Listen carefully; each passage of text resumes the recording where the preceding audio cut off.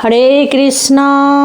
জয় নিতাই, জয় গৌর। সকলে ভালো আছেন? অবশ্যই ভালো থাকবেন, সুস্থ থাকবেন, প্রত্যেকটা ভিডিও দেখতে থাকবেন। সন্ধে 6:30 থেকে রাত্রি 8:30 পর্যন্ত আমার ফোন খোলা। যারা দীক্ষা নিতে ইচ্ছুক তারা অবশ্যই আমার সঙ্গে ফোনে যোগাযোগ করবে। বাকি কথা আমি ফোনে সব কিছু বলে দেব। আচ্ছা, মায়েদের খুব ভয় হয়ে গেছে, মায়েদের খুব চিন্তা হয়ে গেছে যে যারা গোস্বামী মতে একাদশী পালন করে তাদের খুব চিন্তা হয়ে গেছে। কারণ আমাদের একাদশী পড়েছে আগামী মঙ্গলবার। আগামী মঙ্গলবার আমাদের একাদশী পড়েছে। সেই দিন হচ্ছে মায়েদের ইতু পুজো। তাহলে এই যে ইতু পুজো, মা আমরা কি করব, কি করে ইতু পুজো করব? আমরা ইতু পুজো করব না আমরা একাদশী করব? মা আমি তো 12 মাস একাদশী করি, কিন্তু একাদশী তো আমি ফেলতে পারবো না, তাহলে কি আমার ইতু পুজো হবে? মায়েদের নানান প্রশ্ন। তো আমি বলি এখন তোমরা শোনো। আমাদের ইতু পুজোটা অনেক মায়েদের অনেকভাবে পালন হয়। যেমন কোনো কোনো মায়েরা 1 বছরের ইতু পুজো 1 মাসে করে। এটা আমি শুনলাম, একটু অবাকই হলাম, এরকম আমি শুনিনি। আবার কোনো কোনো মায়েদের ইতু পুজো 1 মাস করে। এটা অনেক মায়েদের আছে। অগ্রহায়ণ মাসের 1 তারিখে বা রবিবারে ইতু পাতে, তারপরে প্রত্যেক রবিবার রবিবার ইতু পুজো করে, জল দেয় ঘটে। তাদের 1 মাসের ইতু। আর বিশেষ কিছু বলছি না, আমি বেশি কথা বাড়াচ্ছি না, মায়েরা তো সবই জানো। আর সবার যে ইতু পুজো হয় একদম শেষের দিনে, সেই দিন মায়েরা কি করে, যারা মাসের ঋতু পুজো করে এবং যারা 1 দিনের ঋতু পুজো করে, তারা সেই দিনই ভোরবেলা বিসর্জন দিয়ে দেয়। এবার মঙ্গলবারে ঋতু পুজো পড়েছে, আবার মঙ্গলবারে একাদশী হচ্ছে। এখানে ভয় পাবার কোনো কারণ নেই। বাড়ির সবাই তো আর একাদশী করে না। বাবা, ভাই, বাচ্চারা, যারা বয়োজ্যেষ্ঠ আছেন তারা তো একাদশী করে, তারা তো একাদশী করেন না। কাজেই তোমরা একাদশী পালন করবে, তোমরা একাদশী পালন করবে, পালন করে থেকে তোমরা ইতু পুজো করবে। এতে কোনো অসুবিধা নেই, কোনো ভয় নেই, পাপের কোনো জায়গা নেই। মায়েরা ভাবছো যে বছরে 1 বার ইতু পুজো, তাহলে কি বাদ দেব? না, বাদ কেন দেবে? বাদ দেওয়ার কোনো দরকার নেই। যে মায়েদের আতপ চালের অন্ন খেয়ে থাকা, তারপরে ইতু পুজো করে তারা পালন করে। আবার যে মায়েদের 5 তরকারি ভাত, পরমান্ন, ভাজা ইত্যাদি ইতুক মাকে দেয় বা ইতু মায়ের উদ্দেশ্যে পালন করে, খাওয়া দাওয়া করে। আবার সেদিন নবান্ন করে, ইতু দেবীকে নবান্ন করায়। নানান জনার নানান রকম ব্যবস্থা থাকে। মায়েরা সব করবে, 5 রকম রান্না বান্না পরমান্ন যা কিছু সব করবে। মা ইতু দেবীকে দেবে, তারপরে বাড়ির সবকে দেবে। তোমরা নিজেরা নেবে না। তোমরা যেমন সাবু, সবজি এই সমস্ত নিয়ে তোমরা থাকবে। ইতু পুজোর যে দেওয়া রান্না বান্না নবান্ন সেগুলো রেখে দেবে। ফ্রিজ না থাকলেও অসুবিধা নেই, কারণ এটা শীতের সময়, একদমই নষ্ট হবে না। তোমরা সুন্দরভাবে ব্যবস্থা করে রেখে দেবে, পরের দিন তোমরা নেবে ইতু পুজোর। বোঝা গেল? এইভাবে একাদশী করবে। আর যে মায়েদের আতপন্ন নেয় বা সিদ্ধ সিদ্ধ, অনেক মায়েদের সিদ্ধ, কোনো ভাজা টাজা কিচ্ছু, কোনো তেল ঝাল খায় না, তাহলে তারা কি করবে, একটু সাবুর খিচুড়ি করে নেবে।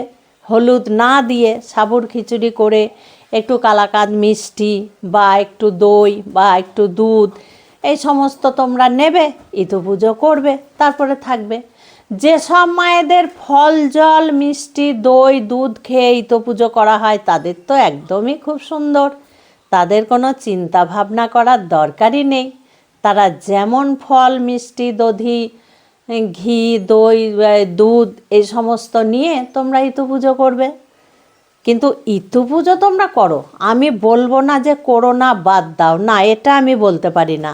তবে কোনো মা হয়তো ভাবছো যে আমি গায়ে পালন করি মা, ইতু পুজো তো করার মতো পরিবেশ আর নেই, এটা ঠিক কথাই। কারণ ভোরবেলা পুকুরে যেতে হয় ইতু ভরতে, ভোরবেলা পুকুরে যেতে হয় ইতু বিসর্জন দিতে। এগুলো কিন্তু আজকাল সব উল্টে গেছে। কেন না, পুকুর তো নেই।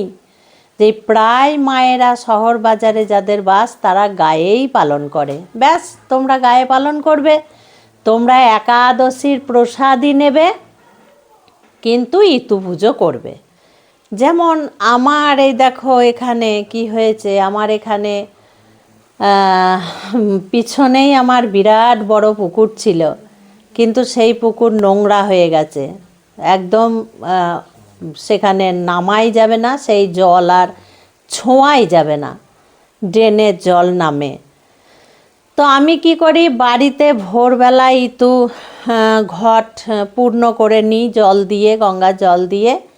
আবার ভোরবেলা আমি বিসর্জন করি কিভাবে, ছাদে যাই, তারপরে আমার প্রচুর গাছ আছে, তোমরা দেখেছো, সেই গাছের গোড়ায় উলুধ্বনি দিয়ে, শঙ্খধ্বনি দিয়ে মা ইতু দেবীর ঘটের জল সেই গাছের গোড়ায় আমি দিয়ে দিই। মায়েরা ভাবো যে ইতু কি করে পাতবো বা বিসর্জন দেবো, এইভাবে তোমরা করবে। তোমরা গঙ্গা জল দিয়ে, মূলো দিয়ে, হেলেঞ্চা, ক্যাঁতরা, কলমি একটা সুন্দর করে গোলা পাকিয়ে তার মধ্যে ঘট দিয়ে, ধানের শীষ দেয়, সর্ষের ফুল দেয়, যাদের ব্যবস্থা আছে তারা দিয়ে পাতবে, জল পূর্ণ করে দেবে। তারপরে দুপুরবেলা খুলে তোমরা আলপনা দিয়ে পুজো টুজো করে আবার ইতু ঢেকে ঘরে তুলে নেবে। তারপরে তোমরা নিজের নিজের ছাদে গিয়ে সেই ঘটের জল উলুধ্বনি দিয়ে, শঙ্করধ্বনি দিয়ে যে কোনো গাছের গোড়ায় ঢেলে দেবে, ব্যাস হয়ে গেল। আর একাদশী কোনো চিন্তা ভাবনা করার দরকার নেই, তোমরা ইতু পুজোও করো, একাদশী পালনও করো। বা হয়তো অনেক মায়েদের এটাও বলবে যে মা আমাদের এই দিন কিন্তু 5 ভাজা, আমাদের মোয়া, আমাদের 5 তরকারি ভাত ইত্যাদি খেতে হয়, মা ইতু পুজো করে আমাদের এইগুলো কিন্তু খেতে হয়। তাহলে কি করব? খাবে না, খাওয়ার দরকার নেই, মা ইতু দেবীর ওই সমস্ত রান্নাবান্না রেখে দিয়ে পরের দিন খাবে। দেখো, মা ইতু দেবী সমস্ত দেবদেবী কিন্তু ভগবানেরই তারা প্রার্থনা করে, ভগবানকেই তারা স্মরণ করে।